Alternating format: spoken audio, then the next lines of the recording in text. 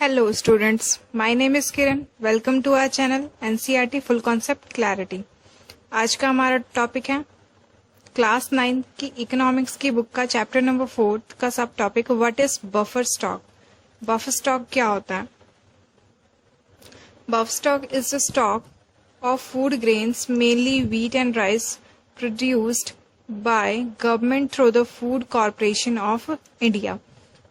Buffer stock वो होता है जिसमें ज्यादातर क्या होता है, व्हीट और राइस जो होता है वो फूड कॉर्पोरेशन ऑफ इंडिया द्वारा प्रोड्यूस किया होता है, उसका स्टॉक लगाया जाता है। The FCI purchase wheat and rice from the farmers in the state where there is surplus production. FCI क्या करती है, जिस स्टेट में भी ज्यादा प्रोडक्शन हुई होती है वहां से वो क्या करती है, परचेज करती है व्हीट और rice. The farmers are paid a pre announce price for their crop. क्या होता है कि जब सीजनल टाइम होता है, मतलब जिस टाइम पे फसल उनकी बीजनी होती है, उस टाइम पे गवर्नमेंट जो होती है एक प्राइस अनाउंस करती है जिसको क्या बोलते हैं, MSP. MSP is declared by the government every year before the sowing season to provide incentives to farmers for raising the production of these crops। क्या होता है कि जिस टाइम पे मतलब सीजन आता है कि सोइंग का सीजन आता है, उस टाइम पे इंडियन गवर्नमेंट जो होती है वो क्या करती है, फार्मर्स को इंसेंटिव्स दे देती है ताकि उनकी क्रॉप्स की जो प्रोडक्शन है वो बहुत ज्यादा बढ़ जाए। The purchased food grain are stored in the granaries. जो फूड वो परचेज करती है गवर्नमेंट, उसको अपनी गोडाउन में अपना स्टोर करके रखती है। Do you know why this buffer stock is created by the government. अब आप ये सोच रहे होंगे कि ये जो बफर स्टॉक है वो गवर्नमेंट द्वारा ही क्यों होता है, बाकी क्यों नहीं कर देते। This is run by the distribute food grain in the deficit area among the poorer strata of the society at a low price lower than the market price, also known as issue price. ये क्या होता है कि government ये जो food का distribution करती है वो कैसे करती है, जहां पर क्या होता है कि सोसाइटी में जो लोग लोअर लेवल के मार्केट्स होते हैं वहां पर ये क्या कहते हैं, इस प्राइस को इश्यू करते हैं। This also help resolve the problem the shortage of the food during the adverse weather condition और during the period of calamity. ये जो तरीका है इससे क्या होता है कि कोई भी नेचुरल आपदा आ जाती है, कुछ भी होता है, कोई भी वेदर कंडीशन होता है, तो उसमें क्या होता है, एडवर्स स्थिति में भी फूड आराम से मिल जाता है। What is a public distribution system. अब पब्लिक डिस्ट्रीब्यूशन सिस्टम क्या होता है, the food produced by the FCI is distribute through government regulated ration shops among the poorer sector of the society. जो पुअरर सेक्टर होता है society का, उसमें क्या करती है एफसीआई की जो गवर्नमेंट होती है वो राशन शॉप्स पे दे देती है। This is called the public distribution system. इसको क्या बोलते हैं, PDS. Ration shop are now present in the most localities, village, town and cities. ये जो राशन शॉप्स होती हैं ये गवर्नमेंट के थ्रू होती हैं। ये क्या करती हैं कि हर जगह नाउ प्रेजेंट, ये आसपास के हर गांव, हर इलाके और सिटी में राशन की दुकानें होती हैं। There are about 5.5 lakh ration shops all over the country. पूरी कंट्री में कितनी है, 5.5 lakh ration shop, also known as fair price shops, FPS. Keep stock of the food grain, sugar, kerosene for cooking. क्या करती है कि राशन शॉप्स ऐसी जगह होती हैं जो कि किसी भी चीज का फेयर प्राइस रखती हैं और यहाँ पर फूड ग्रेन्स, शुगर, कैरोसिन, ये सारी चीजें होती हैं। These item are sold to peoples at a price lower than the market price. इन शॉप्स पे क्या होता है, मार्केट प्राइस से लोअर प्राइस पे फूड ग्रेन्स वगैरह बेचे जाते हैं। Any family with a ration card, जिस फैमिली के पास राशन कार्ड है, can buy a stipulated amount of these item, that is 35 kg of grains, 5 kg of kerosene, 5 kg of sugar. क्या करती है कि जिसके भी पास राशन कार्ड होता है, जिस फैमिली के पास, वो इतना इतना सामान जाके ले सकती है everyone from the nearby ration shop, जो भी उसके राशन शॉप पास में है। There are 3 kinds of ration card, Antyodaya card for the poorest people, BPL card for below poverty line, APL card for all others. ये 3 type के cards होते हैं। Visit your area ration shop and get the following details. When does the ration shop open? कब वो start हुई थी? What are the items sold at the ration shop? उस ration shop पे कौन कौन सी जो आइटम्स हैं वो इस टाइम पे सोल्ड हो रही हैं. Compare the price of the rice and sugar from the ration shop with the price of any other grocery shops. आपने क्या करना है, वहां जाकर उनका जो प्राइस है उसको कंपेयर करना है कि बाकी राशन शॉप पे कितना है और वहां पर किस टाइप का है. Found out do you have a ration card. क्या आपके पास कोई राशन कार्ड है? What has your family recently bot with this card from the ration shop. और अगर है तो आपकी फैमिली ने रिसेंटली में क्या बॉट किया है इस राशन कार्ड से, वो हमने देखना है. Are there any problem that they face. क्या आपकी फैमिली को कोई ऐसी प्रॉब्लम फेस करनी पड़ी? Why are ration shop necessary. और ये जो राशन शॉप्स हैं वो क्यों नेसेसरी हैं, क्यों ज्यादा जरूरी हैं.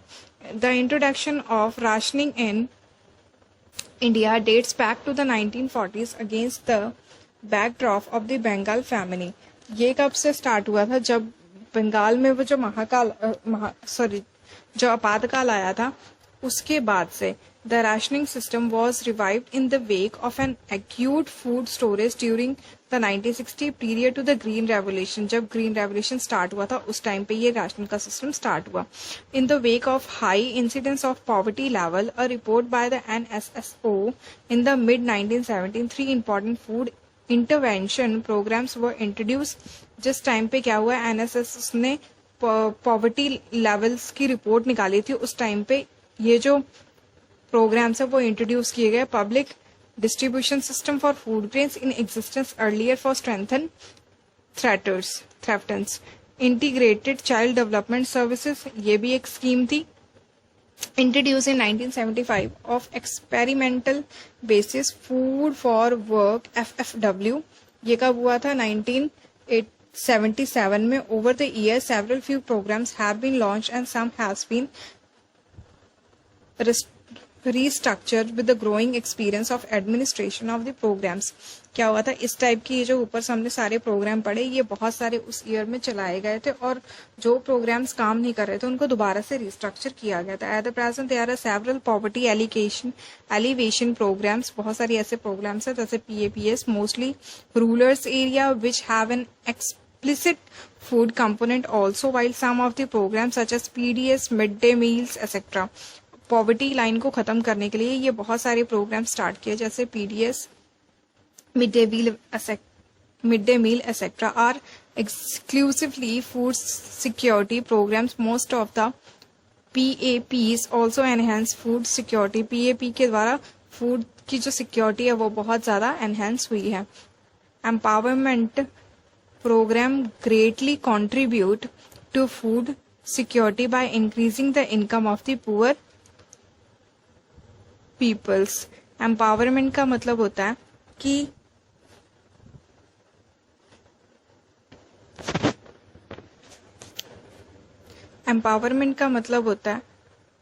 जॉब्स प्रोवाइड करना. इसकी वजह से क्या हुआ, फूड सिक्योरिटी में बहुत ज़्यादा इंक्रीमेंट आया है. इनकम ऑफ पुअर की इनकम क्या, ऑब्वियसली बात है, अगर उसको जॉब मिल जाएगी तो इनकम बढ़ जाएगी और उससे क्या होगा कि हमारी ये जो पॉवर्टी लाइन है वो काफ़ी हद तक कम हो जाएगी. सजेस्टेड एक्टिविटी, अब आपको कौन सी एक्टिविटी करनी है. Gather detail information about some of the programs initiative by the government which have been food component. Government के द्वारा फूड कंपोनेंट को लेकर कोई भी प्रोग्राम अगर चलाए गए तो उसके बारे में हमें इंफॉर्मेशन जाननी है. Hint, rural wage employment programs, employment guarantee scheme, Sampoorna Grameen Rozgar Yojana, mid day meals, integrated child development services etcetera. Discuss with your teacher. इस टाइप्स की ये जो स्कीम है इन्हीं में से हमें इंफॉर्मेशन देखनी है. इसके बारे में हम अपनी टीचर से भी डिस्कस करेंगे. The national food security act 2013 में ये एक्ट जारी हुआ था. अब हम देखते हैं इस एक्ट में था क्या.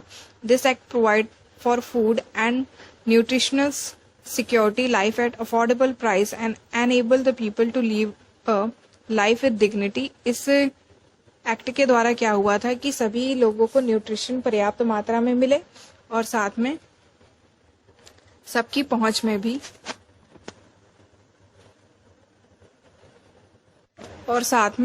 सभी लोग इसको खरीद पाए। Under this act 75% of the rural population, 50% of the urban population have been categorized as eligible household for the food security.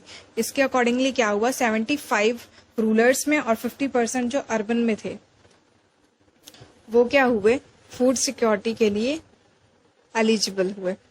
Current status of public the distribution system. Public distribution system is the most important step taken by the government of India toward ensuring food security. Food security को लेकर जो government ने ये step उठाया था PDS का, वो बहुत बढ़िया था। In the beginning the coverage of the PDS was universal with no discrimination between the poor and the non poor. Starting में क्या हुआ था कि पूरी अच्छे से कवरेज हो रही थी, यूनिवर्सल लेवल पे अच्छे से डिस्ट्रीब्यूशन हो रही थी without any discrimination poor and in poors के बारे में। Over the years the policy related to PDS has been revised to make it important, efficient and targeted. क्या हुआ, कुछ सालों के बाद पीडीएस को दोबारा से रिवाइज किया गया, मतलब उसमें कुछ चेंजेस वगैरह किए गए। बिकॉज क्यों चेंजेस किए गए, ताकि उसकी जो एफिशिएंटी है वो बरकरार रहे। In 1992 revamped public distribution system RPDS was introduced in 1700 block in the cities country के 1700 ब्लॉक्स में क्या हुआ था, ये रिवाइज्ड होके दूसरे नाम से रखी गई थी। The target was to provide the benefits of PDS to remote and the backward areas from June 1997 in a renewed attempt. Targeted public distribution system was introduced to adopt the principle of the targeting the poor in all areas. क्या हुआ था कि इससे जो हमने blocks में divide कर दिया, इससे इन्होंने क्या किया था, जो बहुत बैकवर्ड एरिया के लोग थे या फिर जो दूर रहते थे, उन सबको पीडीएस का पूरा बेनिफिट दिया। और टारगेट किनको किया, जो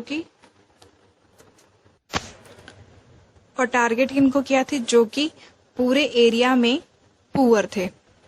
it was for the first time that अ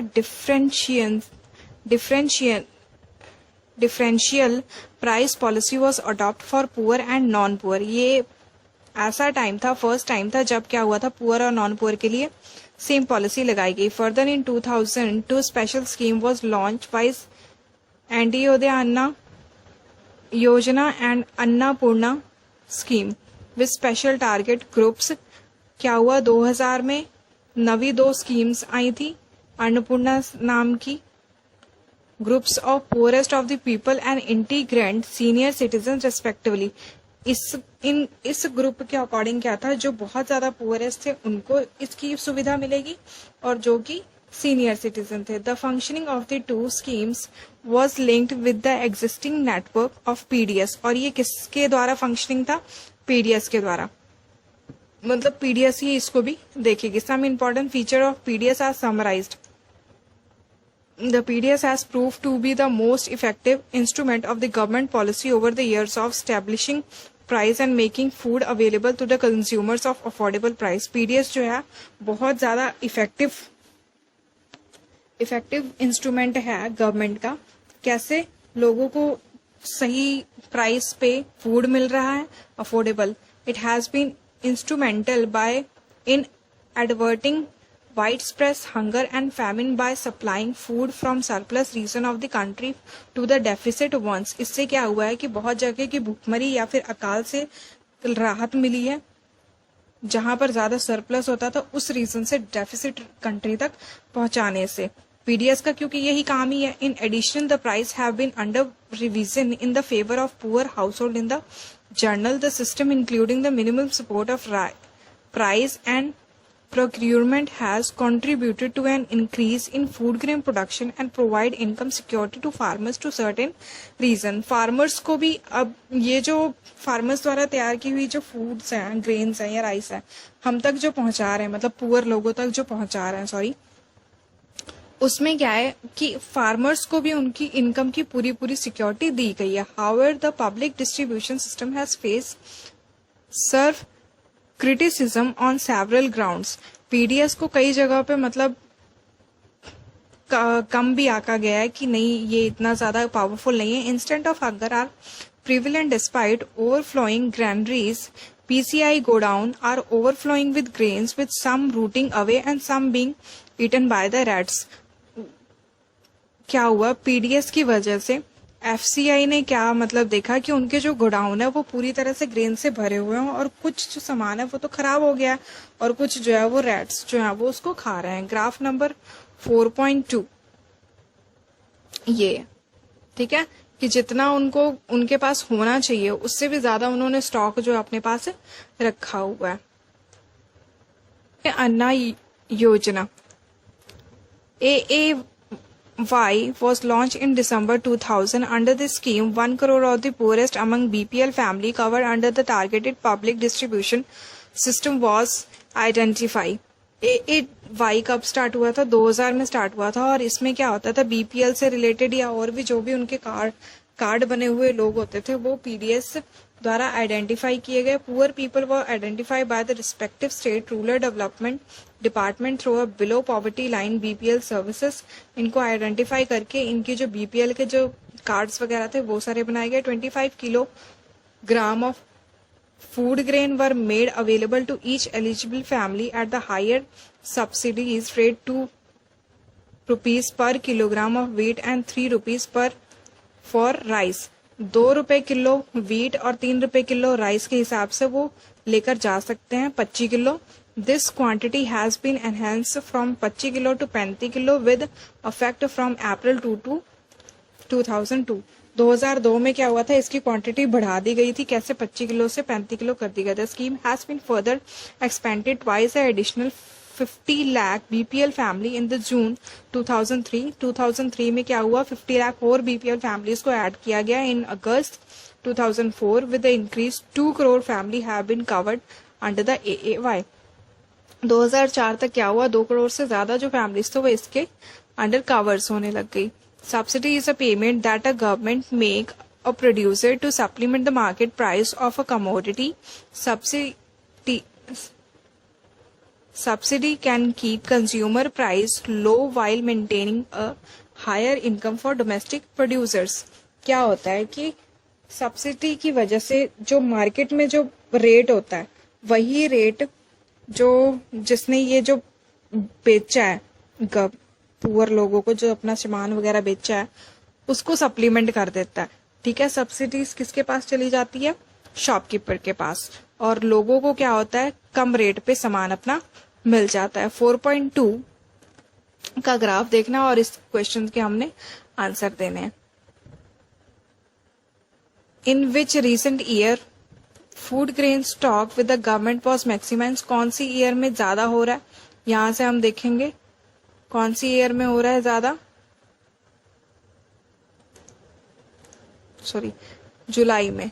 ठीक है, यहाँ पे ईयर तो लिखा नहीं है, मंथ वगैरह लिखे हुए हैं। ये 2.2 ही है।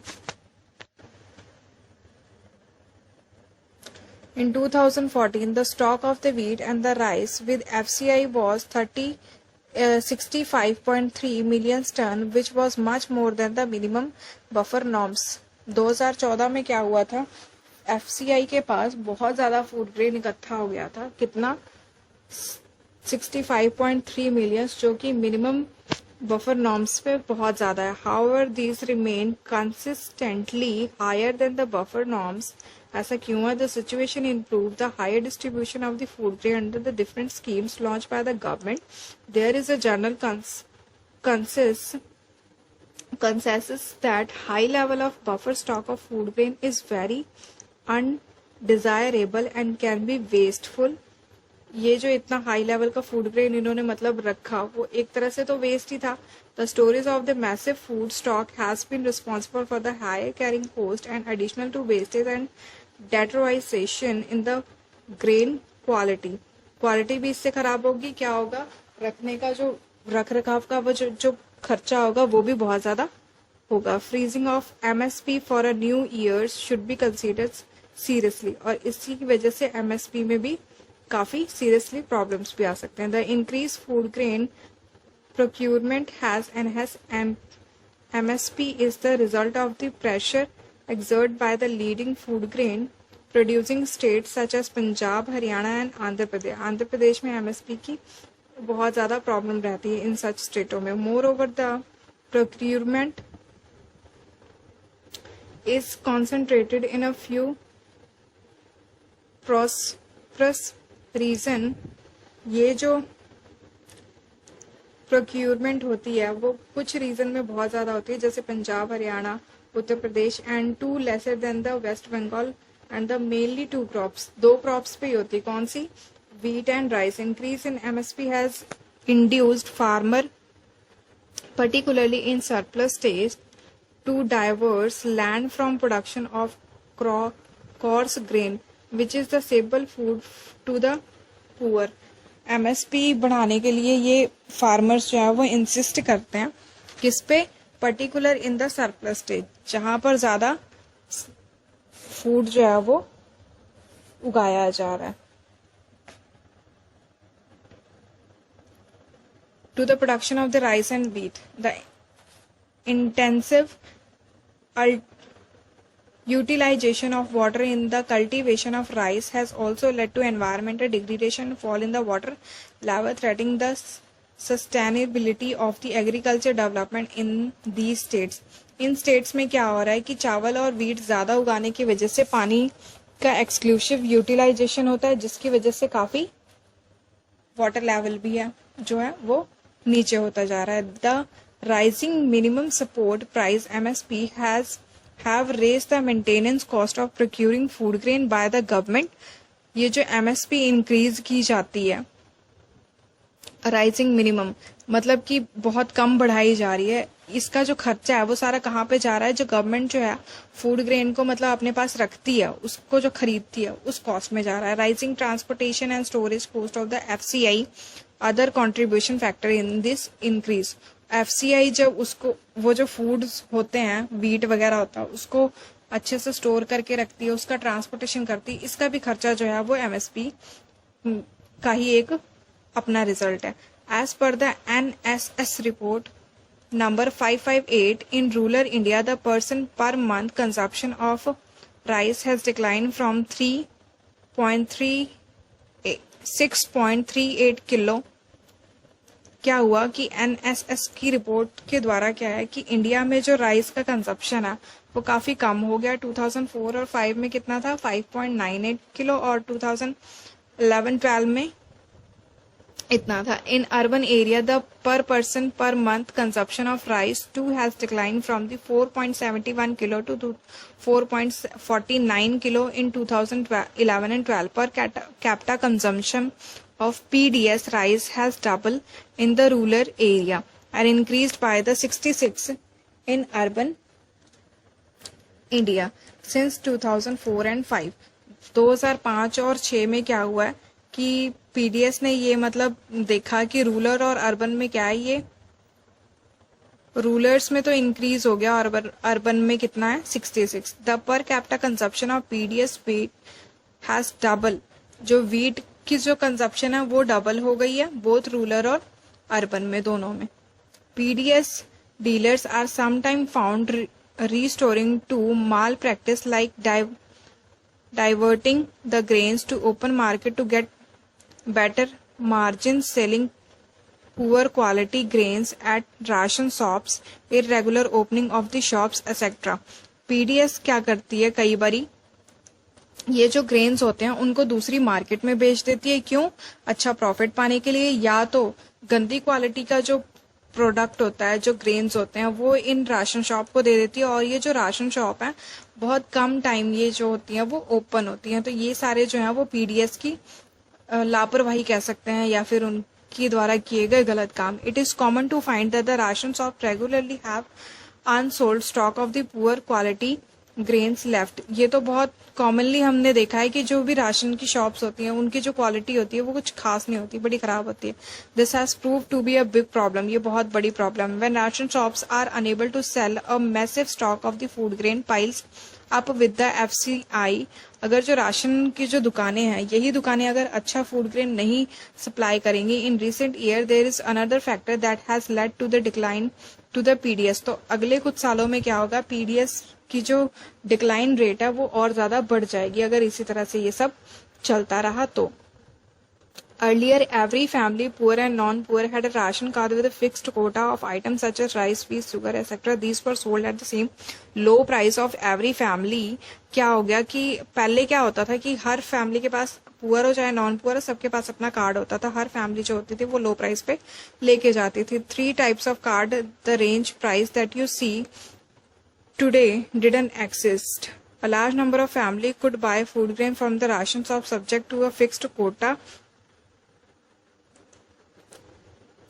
These include low-income families whose income were marginally higher than the below poverty line families. पहले क्या होता था, पहले नॉन पुअर एंड पुअर सभी लेते थे, और इस टाइम पे क्या है, वही लोग सिर्फ लेते हैं जो कि पॉवर्टी लाइन से थोड़ा सा ऊपर उनकी इनकम होती है ना, सिर्फ वही ले लेते हैं. Now with TPDS of 3 different price, any family above the poverty line get very little discount at ration shop. जो फैमिलीज जो होती हैं पॉवर्टी लाइन से बिल्कुल थोड़ा सा ऊपर होती है, उनको तो थोड़ा बहुत ही डिस्काउंट मिलता है. The price of APL family is the most as higher than the open market, so there is a little incentives for them to buy these product from the ration shops. तो इससे क्या होता है, उन्हें थोड़ा बहुत ही लाभ मिलता है इन राशन शॉप से खरीदने के लिए. Role of the corporative in food security. अब कॉर्पोरेटिव्स जो होते हैं उनका क्या रोल है फूड सिक्योरिटीज में. The cooperative are also playing an important role in the food security in India, especially in the southern and western part of the country. ये जो food cooperatives हैं ये क्या करते हैं, बहुत मेन रोल प्ले करते हैं, स्पेशली कहाँ पर, southern and western country. The cooperative society set up shops to sell low price food to the poor people. ये जो कोऑपरेटिव सोसाइटी होती है क्या करती हैं, शॉप्स को सेटअप करती हैं जो कि पुअर लोगों को सामान बेचते हैं. For example, out of all fair price shop running in Tamil Nadu, around 94% in being run by the cooperative. 94% से ज्यादा जो दुकानें तमिलनाडु में क्या हो रही हैं, कोऑपरेटिव के द्वारा चल रही हैं. In Delhi, Mother Dairy is making strides in provision of milk and vegetable of the consumer at controlled rate decided by the government of Delhi. Government of Delhi ने क्या किया कि वहां पर मिल्क और वेजिटेबल की भी एक प्राइस की भी एक सीमा बनाई हुई है. Amul is another success story of the cooperative in milk and milk products from Gujarat. Gujarat में अमूल कंपनी जो है वो भी कोऑपरेटिव है, जो कि मिल्क में और मिल्क के प्रोडक्ट में बहुत ज्यादा फेमस है. It has brought about the white revolution in the country. These are a few examples of many more cooperative running in the different part of the country, ensuring food security at the different sector of society. इससे क्या होता है कि इन cooperatives की वजह से हमारे India में जो डिफरेंट सोसाइटी है वहां पर फूड सिक्योरिटी अच्छे से पहुंच रही है. Similarly Maharashtra, AD Academy of Development Service ADS has facilitated the network of NGOs for setting up food grains in the different regions. ADS क्या कर रही है, बहुत सारे NGOs हैं उनकी हेल्प कर रही है, उनमें जो नेटवर्क्स हैं वो सेटअप कर रही है. क्यों, ताकि वो हर एक रीजन में फूड ग्रेन बैंक्स जो है वो बना सके. ADS organise training and capacity building program on food security for NGOs. ADS क्या करती है, बहुत सारे ऐसे प्रोग्राम्स चलाती है NGOs को ट्रेनिंग देने के लिए. Grain banks are now slowly taking shape in the different part of the Maharashtra. Grain banks जो है वो महाराष्ट्र में अब बहुत सारी शेप्स ले रही हैं. ADS effort to set up grain banks to facilitate replication through the NGOs. ADS क्या कर रही है, NGOs के थ्रू ग्रेन बैंक्स लगा रही है, उसकी फैसिलिटेट कर रही है, and to influence the government policy on the food security, thus paying rich dividend. और इससे क्या हो रहा है, गवर्नमेंट की जो पॉलिसी है वो काफी अच्छा डिविडेंड पे कर रही है. The ADS grain bank program is acknowledged a successful and innovative food security intervention. ADS की वजह से, ADS की जो फूड बैंक प्रोग्राम है इसकी वजह से फूड सिक्योरिटीज जो है वो बहुत अच्छे से इंटरवेंशन हो रही है. आशा करती हूँ कि आपको ये चैप्टर अच्छे से समझ में आ गया होगा. इस चैप्टर में आपने ये चीज अच्छे से समझ ली होगी कि किस तरीके से हमारी जो गवर्नमेंट होती है वो लोगों तक फूड पहुंचाती है, किस तरीके से पहले वो फार्मर्स से लेती है, देन फिर उसके बाद वो आगे जाके पुअर लोगों में किस तरीके से डिस्ट्रीब्यूट करती है, किस तरीके से एडीएस अपना काम करती है या पीडीएस अपना काम करती है, एफसीआई किस तरीके से अपना काम करती है, ये सारी चीजें आपको क्लियर हो गई होंगी। मिलते हैं आपसे नेक्स्ट वीडियो में एक नेक्स्ट टॉपिक के साथ। Thanks for watching this video.